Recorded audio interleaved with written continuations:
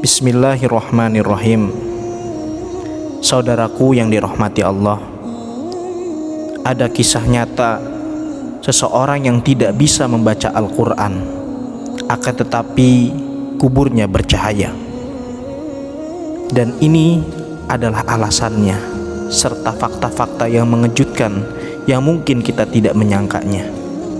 Insya Allah pada episode kali ini kita akan membahas kisah seseorang yang tidak bisa membaca Al-Quran, akan tetapi kuburnya penuh cahaya.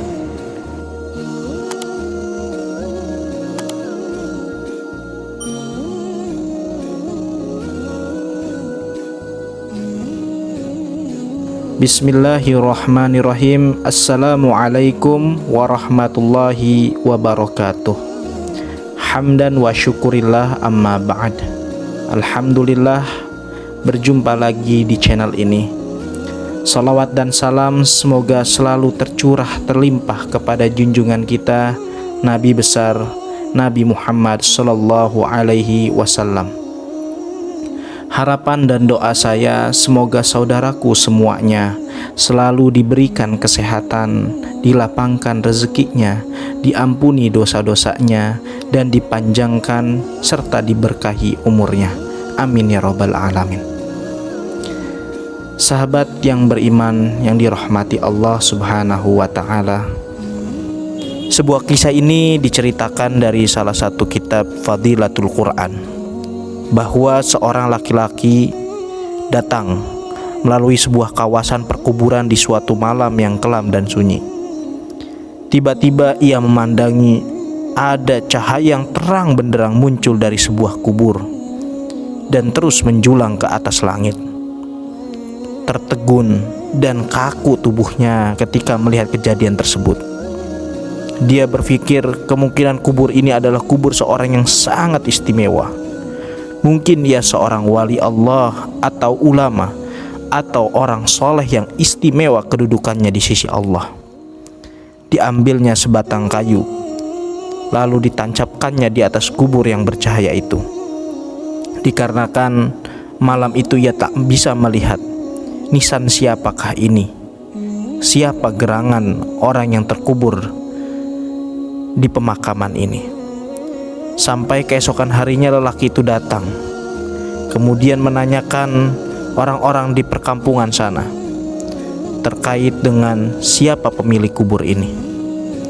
Beliau ingin menyelidiki dan ingin mengetahui kubur siapakah yang sangat ajaib itu, dan amalan apakah yang telah ia perbuat. Untuk mengetahui dengan lebih lanjut, lelaki itu berkunjung ke rumah almarhum dan bertemu dengan istri semata wayangnya, lalu menceritakan keajaiban yang diperlihatkan di perkuburan suaminya. Masya Allah, anehnya istri almarhum terkejut dan keheranan. Dia sangat mengenal siapa suaminya. Suaminya ini bukan siapa-siapa. Suaminya bahkan seorang petani biasa saja, bukan seorang alim ulama, bukan seorang ahli ibadah, bukan juga orang-orang soleh yang dikenal oleh masyarakat, apalagi bukan imam, bukan muazzin, bukan guru Al-Quran. Malah suaminya didapati tidak pandai membaca Al-Quran, dan dia tidak pernah mendengar suaminya membaca Al-Quran. Akhirnya lelaki itu bertanya, apakah ada perkara-perkara yang aneh yang almarhum selalu lakukan dalam kehidupan sehari-harinya? Sampai akhirnya istri almarhum ini teringat suatu perkara yang selalu rutin dilakukan oleh suaminya. Setiap kali sebelum tidur, ia senantiasa mengambil air wudhu, kemudian masuk ke dalam biliknya, lalu diambilkannya Al-Quran di atas rak, lalu ia cium dengan sepenuh hati, dipeluknya dengan penuh kecintaan dan rasa kasih sayang. Dia duduk dan membuka Al-Quran itu sehelai demi sehelai seperti sedang membaca Al-Quran. Sedangkan ia seseorang yang buta Al-Quran dikarenakan pandangannya sudah mulai memudar.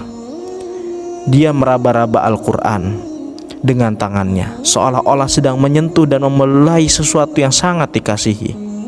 Tambah istri almarhum lagi Dia pernah mendengar rintihan dan tangis sesak suaminya yang sangat sedih mendayu-dayu dengan penuh penyesalan. Ya Robku, ampunkanlah aku karena aku tidak mampu membaca kalimah-kalimahmu ini. Janganlah engkau hukum aku di atas kebodohanku ini ya Allah. Wahai kalam Allah, maafkan kesalahanku. Aku tidak mampu membaca kalimah-kalimahmu. Aku tidak dapat bersahabat denganmu. Aku tidak memahamimu, tapi aku sangat mengasihimu dan aku sangat mencintaimu. Ujar sang istri menirukan apa yang selama ini ia dengar dari suaminya. Karena doa ini senantiasa ia ulang-ulang setiap ia melakukan kegiatan yang senantiasa dilakukannya ini, yaitu mencium dan seolah-olah seperti membaca Al-Quran, padahal ia dalam keadaan buta huruf dikarenakan pandangannya sudah tidak lagi seperti sedia kala. Wahai kalamullah, janganlah engkau mendakwa aku, jangan engkau menuduh aku di hadapan Allah di akhirat nanti. Seperti itulah doa yang senantiasa ia lakukan setiap kali selesai melihat dan juga membelai Al-Quran tersebut. Lelaki itu meminta untuk melihat Al-Quran kesayangan suaminya. Benar dan sangat mengharukan apabila dia melihat naskah yang mulia itu kelihatan lusuh. Helaian-helaiannya kelihatan selalu dibuka berkali-kali, dan ada bekas-bekas air mata di kertasnya, tanda seseorang sering menangis berurai air matanya tatkala laki-laki tersebut membuka lembaran demi lembaran yang ditinggal oleh almarhum ini. Pastinya lelaki ini sangat mulia pribadinya. Hatinya telah bersatu dengan Al-Quran, walaupun ia tidak bisa membaca Al-Quran. Dan daripada akhlak yang didapatinya, ia adalah suami yang paling baik kepada istrinya. Dan suami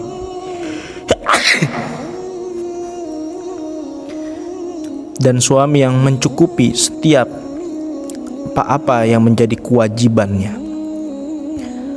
Maka dari sini kita bisa melihat bahwa Al-Quran bukan semata-mata hanya untuk dibaca dan dihafalkan, akan tetapi wujud daripada Al-Quran, mukjizat daripada Al-Quran akan terasa ketika diamalkan. Marilah kita menghidupkan Al-Quran di dalam masjid kita, di dalam rumah kita, di dalam diri kita, di dalam keluarga kita. Setiap masa dan luangkan setiap waktunya kita untuk memahami dan membaca Al-Quran. Allah Subhanahu wa ta'ala hari ini telah memberikan banyak kemudahan untuk bisa membaca Al-Quran, untuk bisa mempelajari kata demi kata, tafsir demi tafsir, muatan dan makna dalam Al-Quran. Maka sejatinya seorang muslim tentunya harus mempelajari Al-Quran dengan baik dan benar. Maka dari itu, dari kisah ini Allah Subhanahu wa ta'ala ingin mengarahkan kepada kita, orang yang tidak membaca Al-Quran saja dengan hati dan juga amalnya, ia telah melaksanakan apa-apa yang telah Allah perintahkan, Allah terangi kuburnya. Apalagi orang-orang yang membaca Al-Quran, memahaminya, maka tentunya kewajiban untuk mengamalkannya menjadi suatu harus dan kepastian yang tentunya harus kita tunaikan. Demikian yang dapat disampaikan. Semoga Allah Subhanahu wa ta'ala menjadikan diri kita, keluarga kita sebagai ahlul Quran. Nastaghfirullahu li walakum. Wassalamualaikum warahmatullahi wabarakatuh.